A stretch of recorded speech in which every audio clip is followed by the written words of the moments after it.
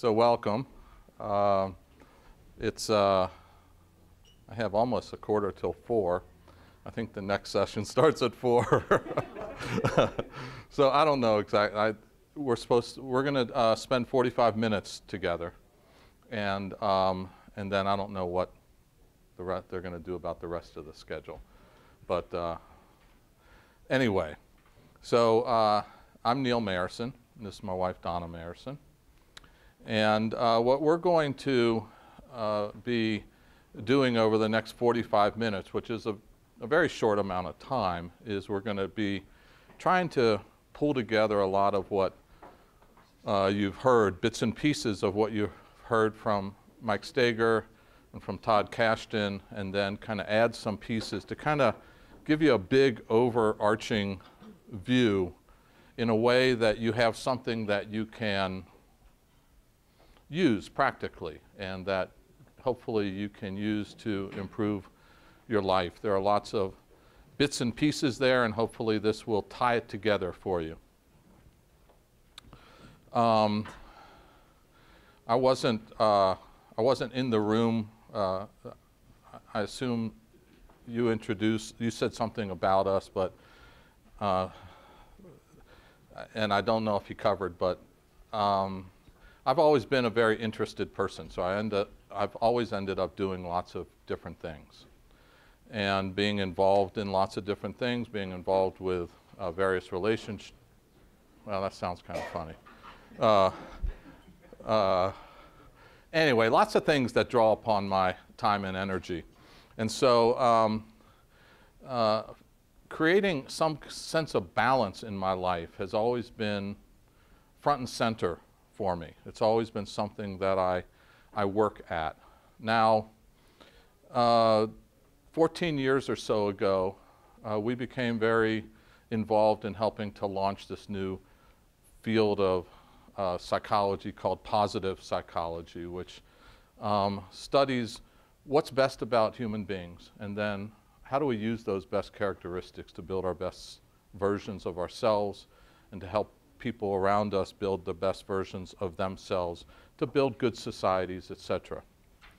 And everything we had known up until about most of what we had known up until about 14 years ago had not come from the world of science as much as from the fields of philosophy and theology and the great religions and people for thousands of years really pondering the same question. But now we decided to try to bring science to the table and see what can science add to the picture. And so we became, so one of the things, so here's a weird word. One of the things I'm interested in is words. And so here we have a word, funambulism, which is, funambulism, I like it because, you know, it has these two parts of kind of like the word that comes from ambulatory to walk, ambulus, and then and then kind of fun. So it's kind of like fun walking. But what it really means is walking on a tightrope or a slack rope.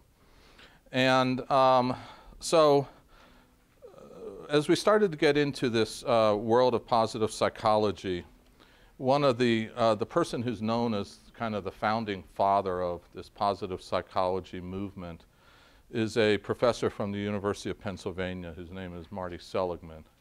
And Marty Seligman he published a book called Authentic Happiness. And and what he was really aiming at is he wasn't aiming at trying to understand and help all of us understand kind of smiley face happiness, you know, like happiness in the moment. What Todd said was kind of the easy happiness to attain by, you know, in any number of ways. But kind of the more enduring, long range, what makes for us a sense that we've had a good life and a satisfying and fulfilling life. And he put forth this theory of authentic happiness, which I'm going to go into a little bit. But basically, it a way of, it got me thinking more about this issue of balance. And I'm part scientist because I'm trained as a clinical psychologist, but I'm not full-time scientist like Todd or Michael. You know, I'm kind of part a lot of things. I'm part businessman, I'm part philanthropist, I'm part, because I just have a lot of interest, and so that's the way I am. So, so it wasn't quite enough for me just to read a scientist book about this idea of balance and getting science journals. I opened the paper I live in Cincinnati, Ohio. I opened the paper one day and saw that Nick Wallenda of the famous Flying Wallenda family was coming to town and was going to do a high wire act. As I was looking at this ad, this was on the backdrop of me thinking about life balance and what does it take really to balance? And because I knew this was going to be a topic I was going to be involved in for a long time. Well, I went through the channels and got in touch with Nick Wallenda. I thought it's probably a good idea to talk to a guy who risks his life every day.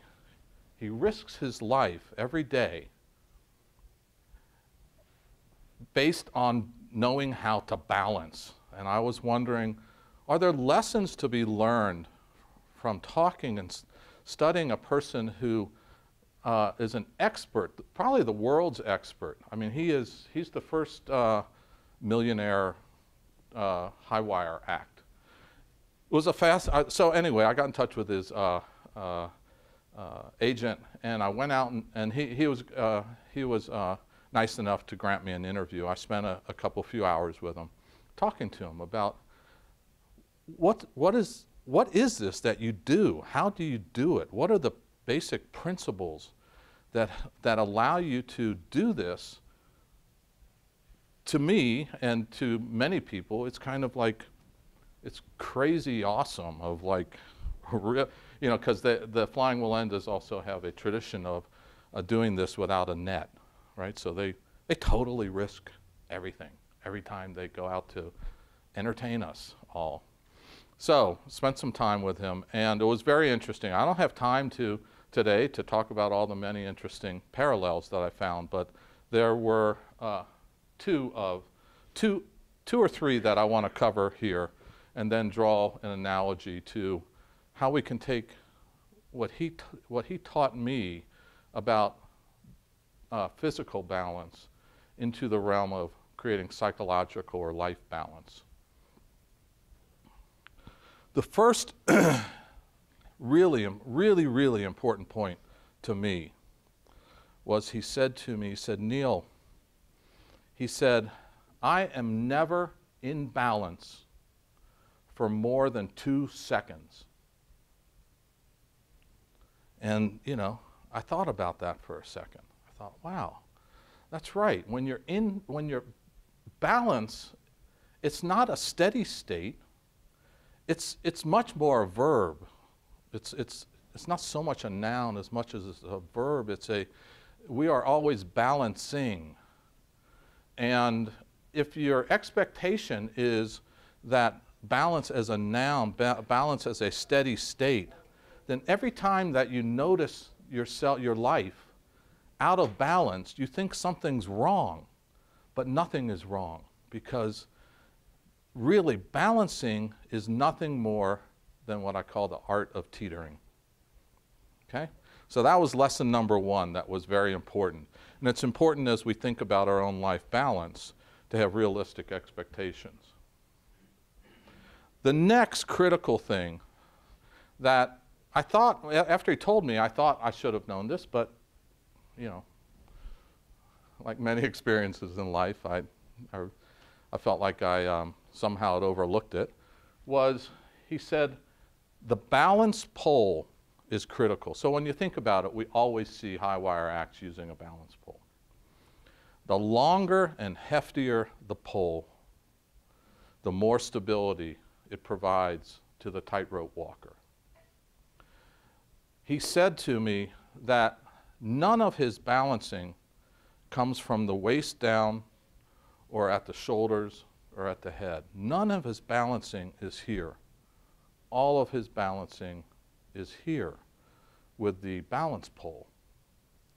So it got me thinking about just the, what metaphorically or by analogy, what does it mean that we would have a balance pole? Sometimes when we learn things, and especially when we're learning what we call mental models for understanding something, it can be really good to physicalize it in our bodies. And for those of you who didn't do what these folks just did, do it, and you'll sense in your body how important it is to have a balance pole in your life. So let's go to so this is an analogy, right? Because what we're talking about is none of us are tightrope walkers, but all of us are walking the tightrope of life, right? We're all walking life, and life is throwing gusts of winds at us, and sometimes it's sunny and so there's sunshine and it's calm, but nonetheless, life is a journey, and we're all walking on that journey, and we're in our own ways, we're always trying to find a good balance of so that we're safe and we do well in life. Something that Nick said to me towards the end of the interview, I went over all of this stuff about physical balance, and then I said to him, I said, well, Nick, what I'm trying to get from all of this is, I'm a psychologist, so I'm not going to start doing what you do, but I want to see if there's stuff that people can learn from what you do. And how is your life balanced? How are you doing in your life? And he said to me, I struggle in my life. I work very, very, very hard because the work I do requires lots and lots and lots of preparation. He said, but one thing I know for sure, he said, if I succeed professionally, but I feel like I fail as a father and a husband, I will have felt like I failed at my life. And it just struck me that here's like the king of balance, but he hadn't had the opportunity yet of what we're going to do today, which is to try to get a sense of how can you apply it to your life so that you can have the successes in your life across a variety of domains and roles that we all play, and not feel like it's an all or nothing. I have to win here and lose everywhere else. So here's, we didn't have any help from a professional firm creating this. This is our own hand at this. So this is a tightrope, and this is any one of us. And so here's the way the analogy goes. First, what I want to focus on is, where's this thing? Because it actually has one of these things. So first I want to focus on this row here. So, in case it wasn't obvious, this is a balance pole. So this is the best I could do. This is what his balance pole would look like if all of his sponsors required him to put their signage on his pole instead of his clothes. But so what did Seligman write about authentic happiness, this notion of what it takes to lead a fulfilled life? What he said is you can think of your life as occurring in kind of three dimensions. We have aspects of our life in which we experience pleasure, and much of that pleasure stems from the kinds of things that Todd was talking about earlier, which have to do with savoring, feeling things, sensing things, appreciating things, smelling the roses, smelling the coffee, you know, appreciating a friendship, you know. Pleasure comes in a variety of sources, from a variety of sources. So we have things in life and we experience pleasure from them. We have things in life that are engaging. They capture our attention. They capture our energy. They engage us. The opposite of that is things we do that feel boring. And then there are things that we do in life that impart a sense of meaning to us. And those are usually things that accomplish something beyond our own self-interest. Things that are done for a purpose higher than our own self-interest, oftentimes for others or for a higher purpose depending on what your belief systems are and stuff like that. So pleasure, engagement, and meaning. And then people started studying this, and what they started to find was that, yeah, it seems to be true. People do report that they experience their life in terms of these pathways, this engagement, meaning, and pleasure. And when they relate these pathways to life satisfaction, what they find is that they all are important. So all of these are ingredients in the recipe for life satisfaction. But the recipe is not equal part pleasure, equal part engagement, equal part meaning. What the research has found is that actually engagement and meaning play more important roles than pleasure in accomplishing what we think of it as real life satisfaction, okay? Not smiley face happiness, but real sense of life satisfaction, living a good life, feeling fulfilled. And we don't know exactly. We think that the exact recipe for me of how much pleasure, engagement, and meaning might be different than the exact recipe for you. And we all have to kind of know that. But in general, when they study groups of people, across large groups of people, pleasure is important. I think of it as kind of when you're cooking, the dash of salt or the dash of pepper or the butter that carries the flavor in a recipe. You know, I think it's important. Engagement and meaning are really important. Okay, so that's this part. That's the three things that, if you balance these properly for yourself, those are the things to focus on. Now, that was very, very important for me, because otherwise, for myself, what I found myself trying to balance was all the things, you know. So everything that took more than a minute of my time, I'm trying to balance, well, how much time do I spend, you know, in, you know, the alone time I need? How much time did Donna and I spend together in relationship building time? How much time do I spend with my kids? How much time do I spend at work? How much time do I spend here? You know, and the laundry list of the things is like this. I don't know, you know, how many of you remember the old Ed Sullivan show, but Ed Sullivan used to have this act that would always come on, the plate spinner, you know? And he'd have all these plates, and he'd spin the plates, and then he'd run back, and this one would start falling, and, you know, and my life feels like that a lot. And what I was realizing is that it's not focusing my energy on all of the things. It's focusing my energy on the psychological experience I have in doing the things. This is what I need to balance: pleasure, engagement, and meaning. Those psychological, how I psychologically experience all the things I'm doing. That's more important to balance than all the things, which are almost impossible to balance. Now, the next part, character strengths. So, character strengths are, you know, what we did is we, through the leadership of Dr. Seligman, he brought together really smart people from the world of social science.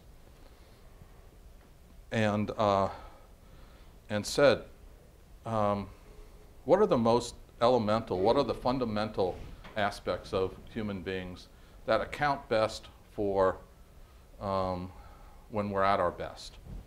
And they came up with a classification. They identified 24 different character strengths. These character strengths are kind of like traits. They're things that we probably have predispositions to when we're born. We can develop, they're all learnable. We can develop them all through practice and learning, but some of them we may be predisposed to more than others. And the ones that we're especially predisposed to, of those 24, we call our signature strengths. They're kind of the things that, like our signature or like our fingerprint, they're the characteristics of us that importantly define our essence of being, our way that we are in this world, the way that we approach, the way that people who know us really well would, if we asked to describe us, it would be in the top list of adjectives that they would use to describe us. When we are expressing those parts of ourselves, it feels very natural. We feel energized. We feel good about being that. And conversely, if we're in environments in which we can't express those parts of ourselves, those signature strengths, we don't feel very good. We feel depleted and empty. And so the character strengths, these character strengths, especially this subset of our signature strengths, become important pathways to experience pleasure, engagement, and meaning. So, for instance, if I want to boost my sense of engagement at work, for me, let's say two of my top character strengths, one is creativity and one is perseverance. I need to have something to work hard at, and I need something that I can put together differently than I receive it, okay? That's what I need to do. I know that about myself because I know those are signature strengths of mine. If I can figure out how to express those at work, I will experience engagement at work. Now, if I can figure out how to use those to benefit others, let's say something creative philanthropically, that I can work hard at, which I've done numbers of times, create new nonprofit organizations, such as this VIA Institute on Character. It's a nonprofit we created 14 years ago. Then I can experience meaning. So all of us have that opportunity. The key is coming to know what are our signature strengths? What are the strengths that really define us as a person? And then how do we deploy them in various parts of our lives, in our personal relationships, at work, in our recreation, leisure time, in our community involvement? How do we deploy our character strengths, especially our signature strengths, to experience a proper balance of pleasure, engagement, and meaning? The more we do that, the longer and heftier our balance pole is, the more stability it gives us as we walk through this life. The more resilience we'll have when life throws us curveballs, tough things to deal with.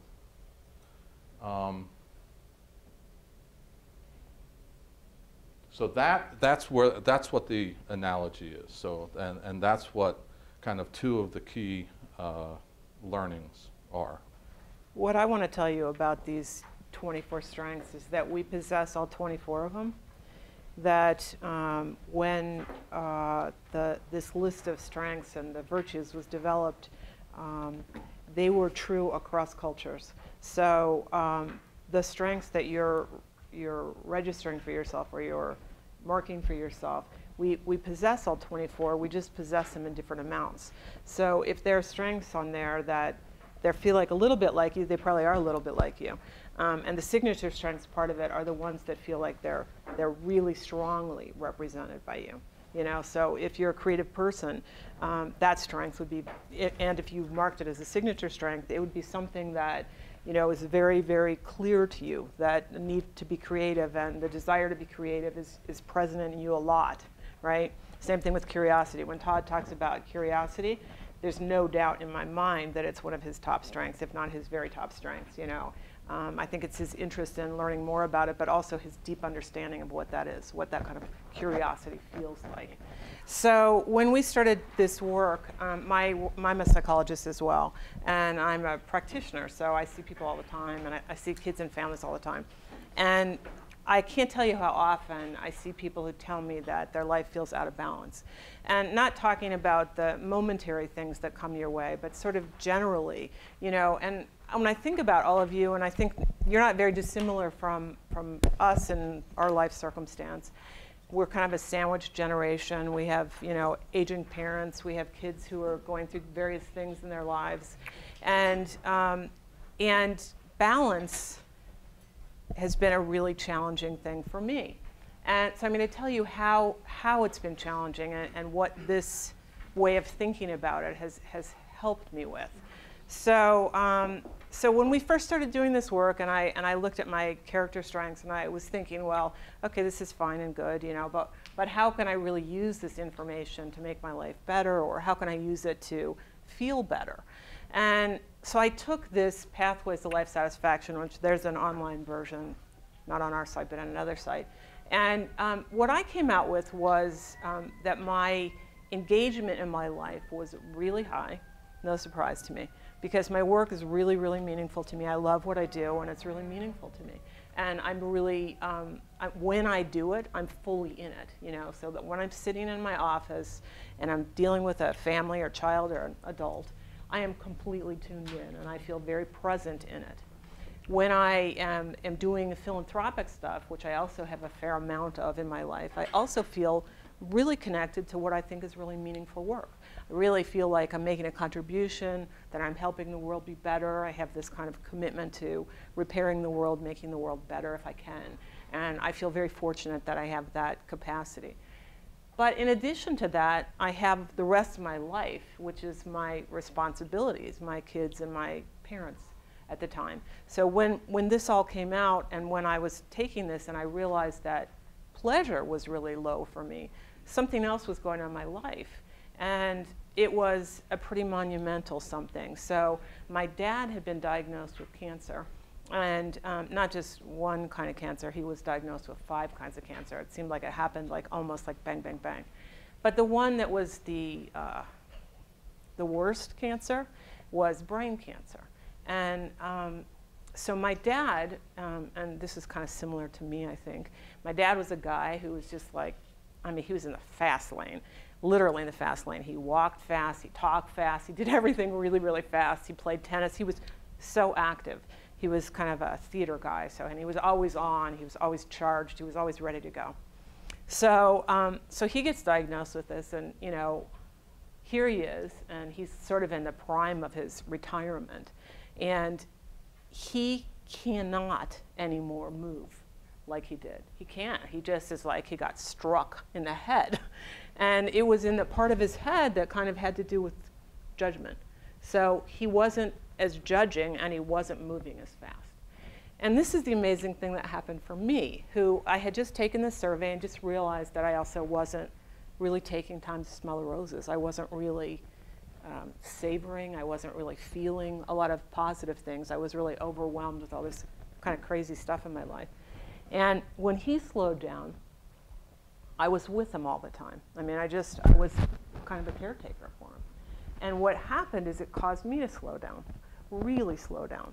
So when we walked, we didn't walk at that fast pace anymore. It wasn't like that anymore. And when we talked, we didn't talk at that fast pace anymore.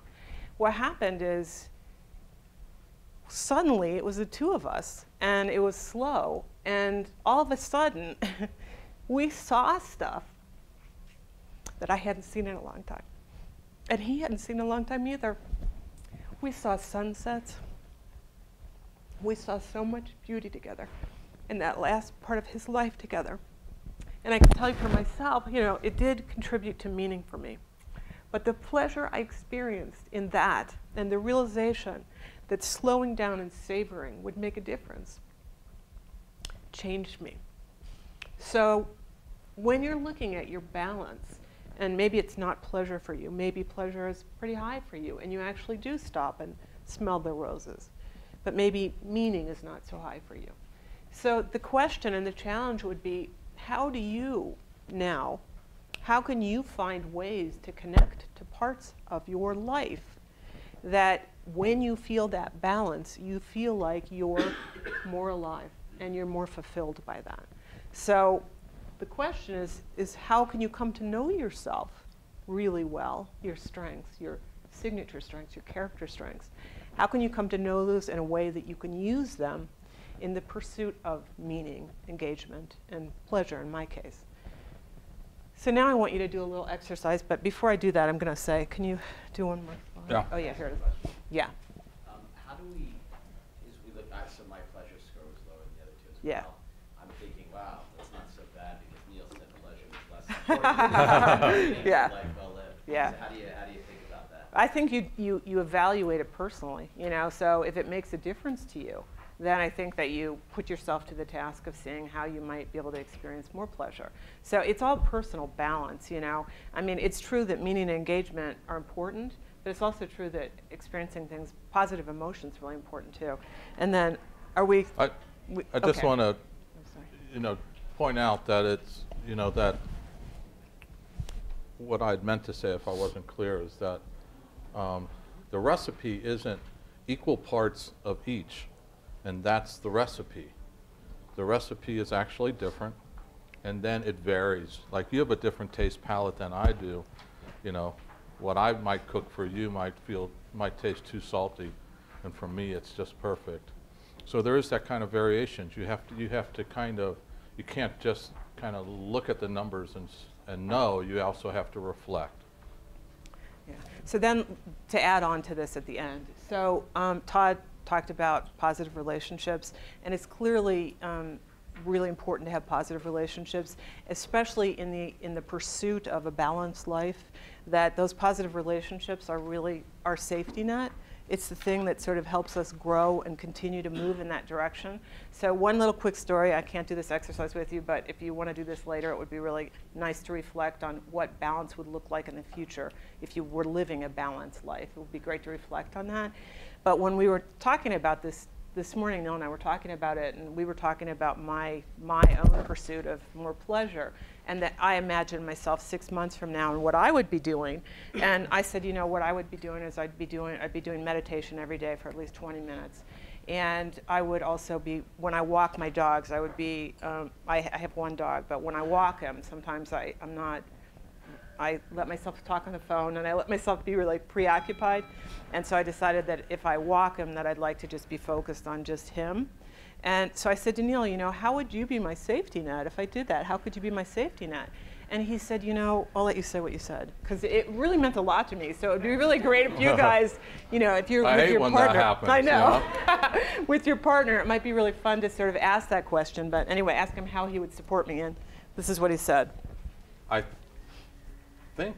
think what I said was that I would try to remind you if it looked like you were forgetting or falling off, and that I would not kind of like guilt trip you about that you're spending time on doing stuff that otherwise I might wish you were spending time doing. Yeah, so you know that else. last little piece, you know, I spent my 10 seconds on that piece in Todd's exercise. That thing of like, you know, his way of supporting me is to not be in my way, to not make me feel guilty about spending time on myself that way.